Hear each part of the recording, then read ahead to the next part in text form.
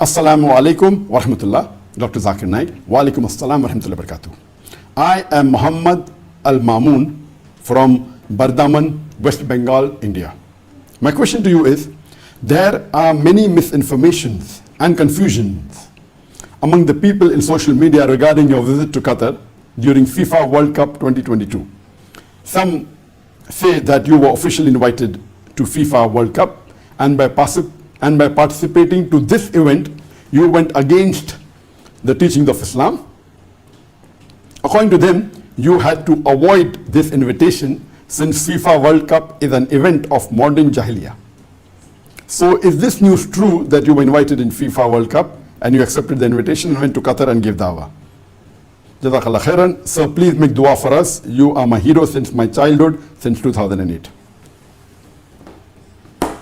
The question posed by a brother from Bangladesh or brother from West Bengal, India, is that there are many information and many misinformation, many confusion, that people are saying that I was there during the FIFA World Cup and I was invited and it is haram to attend or go to Qatar for the FIFA World Cup because it's modern Jahiliyyah. This is the opinion. As far as the opinion regarding can a person take part in football, this was answered by me a few days before the World Cup.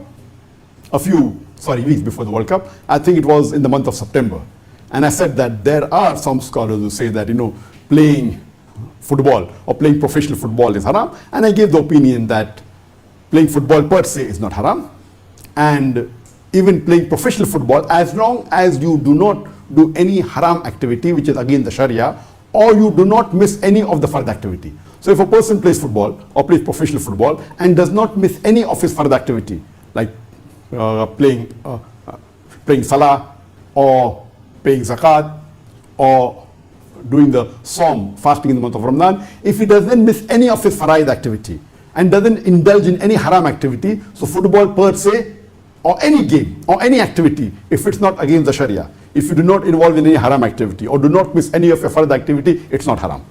The reasoning given by scholar was, you may miss your salah, you may do this. These are thus if it happens. So it's very much possible that a person can play football and not miss any of his fard activities.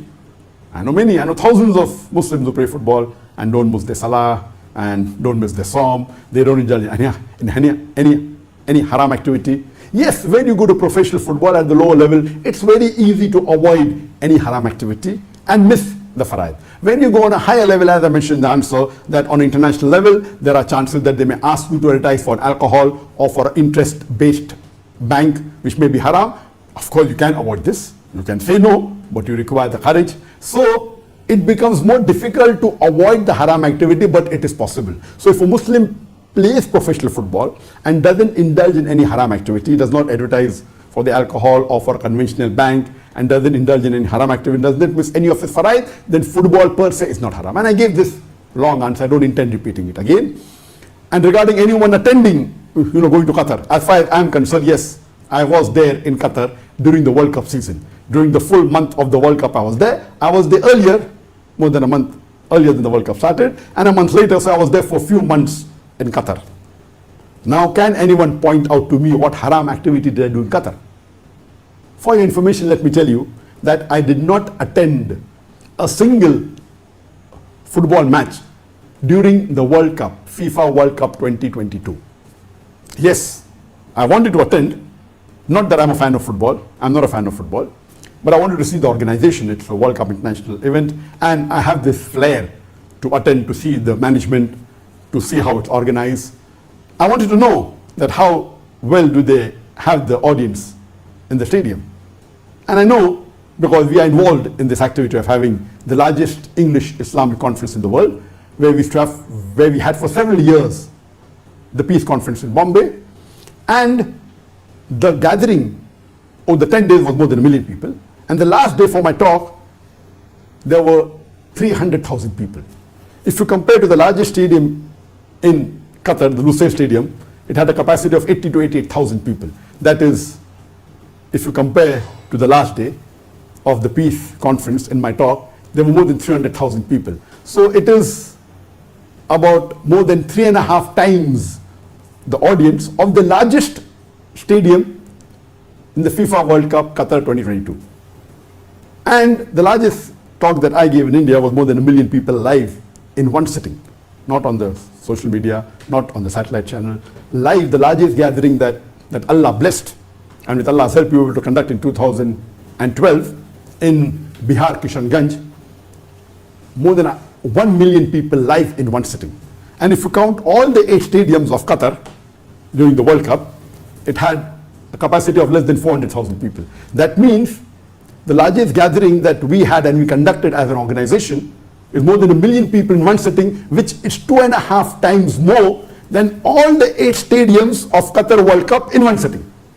So it was my desire to go and attend and see how they organize, but I was a bit careful. You say ihtiyat.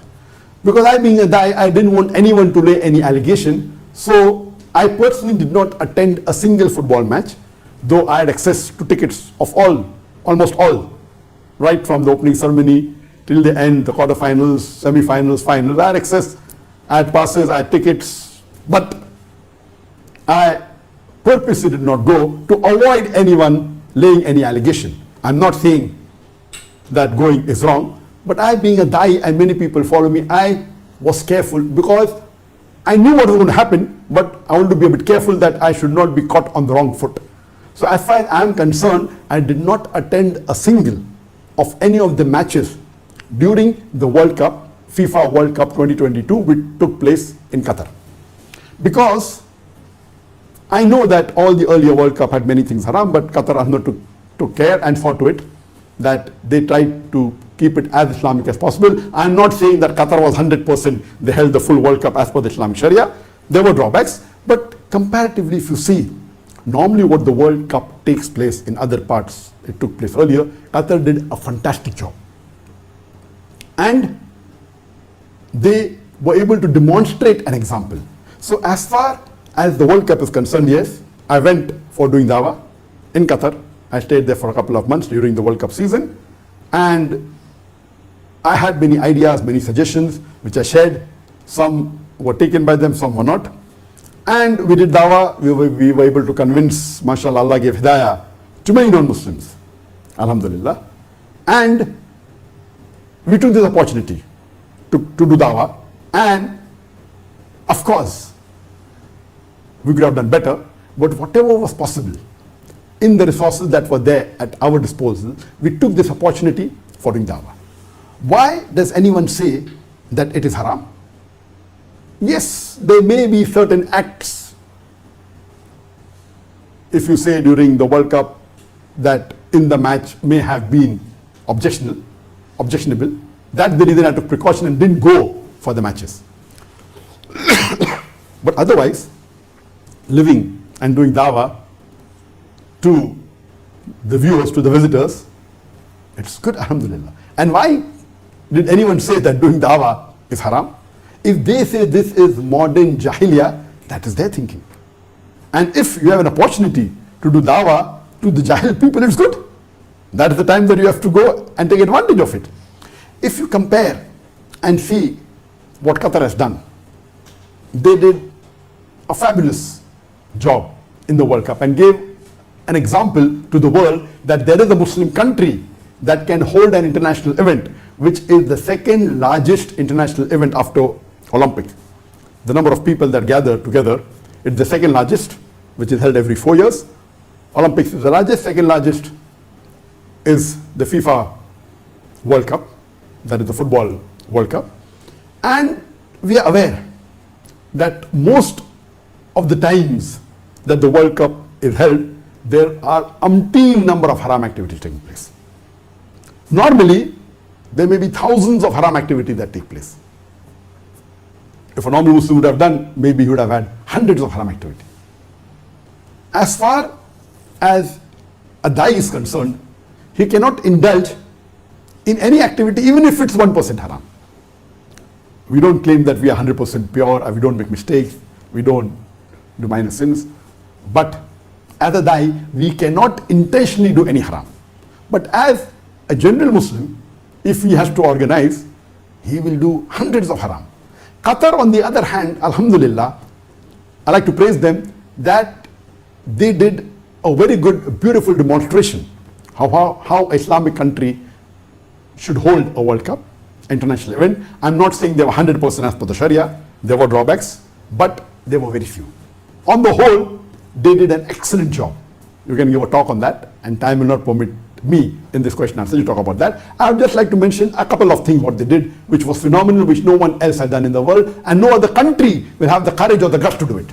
Number one was, they said we will not change our culture, our religion for these 29 days or these 29 days just because the foreigners are coming or just because we are holding international event like World Cup. And they were very strict that they said we have our ethos, we have our values, we have our religion, you're most welcome, but you have to respect our views. You have to respect our religion. You have to respect our culture. And they were very clear that you may have your views, you're most welcome to follow what you want to follow in your home country. And they were very, I would say, strong. And they were very, you could say, adamant, very sure that they will maintain the Islamic ethos. And they made very clear that people are welcome, but you cannot force your values, which we consider as sin or haram. And one most important thing that they showed to the world is they said that we have our own views as far as LGBT or LGBTQ or LGBTQI plus is concerned. And we know everything has changed now, and the groups that support the LGBTQ, lesbian, gays, bisexual, transgender, and queer, that is question, queer, and I is other things, and plus it continues, meaning anything which is not a bisexual. So they said that you may have your views, but when you come here, you cannot show your support for these things which we consider as wrong. And they were very strong in it. They did not allow anyone to flash the rainbow flag or to wear a rainbow band, and they were strict in this. And they demonstrated that you have your values, what you believe you can keep it at home, but when you come to our country, Islamic country, they were very staunch on that. And they demonstrated that.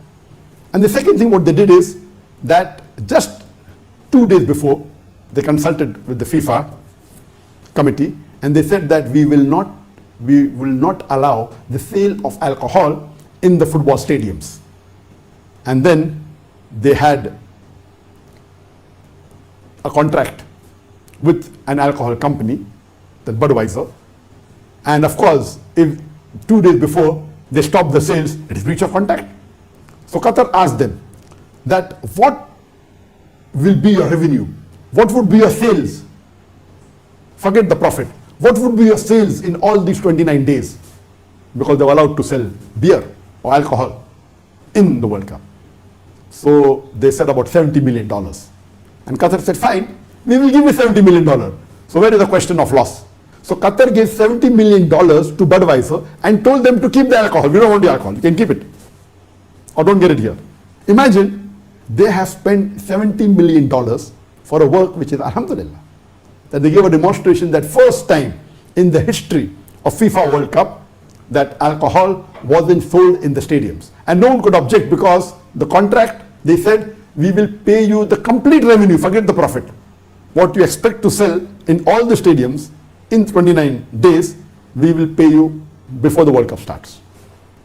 And they agreed to pay, and the matter was settled.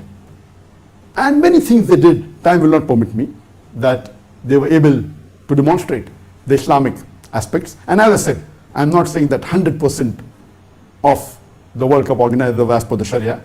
There are pros and cons. I'm only discussing the pros, and the cons are there, but they were less as compared to the pros that were there. So we take a lesson that they had the guts, and you could see in the stadium, first time in World Cup, before the ceremony starts, whether it's the opening or the finals, people are praying in Jamaat, in the stadium, outside the stadium. Every stadium had a prayer hall. People were praying even on the streets in large numbers. MashaAllah, it was a beautiful demonstration. And they saw to it that the people weren't obscenely dressed. It's the first World Cup. When you see the World Cup otherwise, and those who saw live on the television, I didn't see it, but those who saw live, they told me that there was a difference between the World Cup held the previous years as compared to this World Cup, that people were dressed up, not in that very obscene way. And alhamdulillah, most of the foreigners, most of the Westerners, most of the non-Muslims that came to Qatar, they had a beautiful sample of the religion of Islam.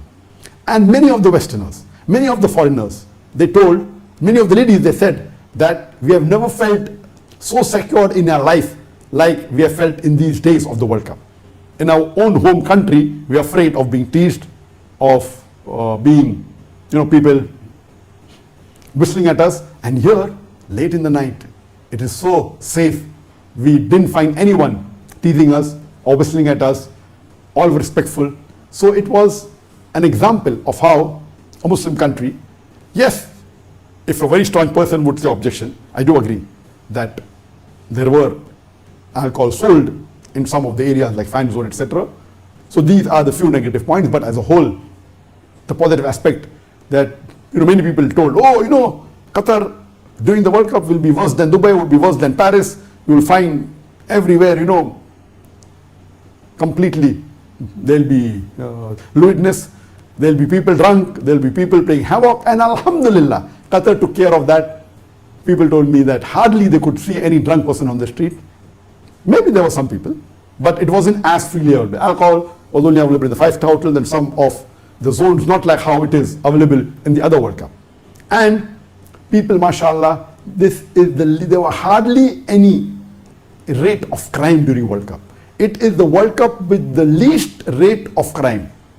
And it's the first time in the history when the UK fans, when they visit, they are known that there are large number of the UK fans are known to be violent. And a large number of UK fans, they get arrested. This was the first time that not a single UK fan was arrested during the full season of the World Cup. So you hardly found any crime, you hardly found any arrest. Everything went smoothly and Qatar took care that they had security, etc. So it was a fabulous demonstration where they had tours, the non-Muslims go to the mosque, and there were, mashallah, many places where dawah could be done to the non-Muslims, and it was a good opportunity. And we did whatever we could do in our limited capacity to see to it that the message of Islam is given. So why should someone say it is haram to do dawah during World Cup? They are sitting at the home, they don't know what happened. Can anyone point out to me one act that I did which was haram in the World Cup? So the thing is, these are assumptions, and it is wrong for a Muslim to lay an allegation against any Muslim without knowing the details. Alhamdulillah, it was an event, but the cost was fabulous. The largest that any country spent during all the previous World Cup was $14.8 million spent by Russia in the last World Cup in Moscow. Qatar, there are different statistics. Some say more than 200 billion. The largest was 14.8 billion spent by Russia in the last World Cup. The stats say more than 200 billion, some say more than 260 billion. One figure told more than 300 billion. So what they spent between 200 billion to $300 billion, it's a fabulous amount. It is multiple times more than all the World Cups put together. This was Qatar. Allah gave them the fund and they felt like spending it. Yes, of course, given the choice, I would spend in a different way. But if they spend this money and they felt it, that they want to spend to present Islam, it is their choice. And whether it could be spent better or not is secondary. At least you cannot say that what they spent, they made an effort to give a demonstration to show to the world that Islam is a peaceful religion. It's not a religion of terrorism, as most of the people think it is. So much so that they started the inauguration with the recitation of the Quran. They had a handicap in the opening ceremony to recite the Quran and give the translation. Imagine the Western world talks about giving human rights, talking about human rights, taking care of handicaps. Not a single World Cup did you have a handicap being the main person in the opening or the closing ceremony. Here you had, alhamdulillah. So it was a beautiful demonstration. And I really appreciate the guts that Qatar had. And they were able to present Islam in a beautiful manner in one of the largest international events to show to the world that even a Muslim country can do it. And they did it. May Allah subhanahu wa ta'ala bless them and give them the highest reward in this world and the akhirah. And may Allah forgive whatever faults that they have done. And may Allah grant them Jannatul Firdaus.